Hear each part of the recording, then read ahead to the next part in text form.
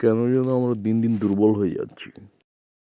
বাঙালিদের সঙ্গে কোনোভাবে পেরে উঠছি না মায়েরি। হলোটা কি মায়েরি?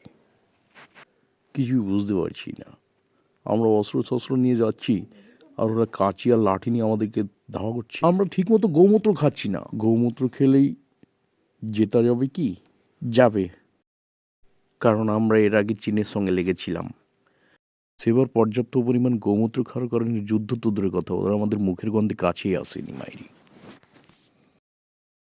এবার কি হলো তাহলে? এবারের সমস্যাটা আমি ধরেছি।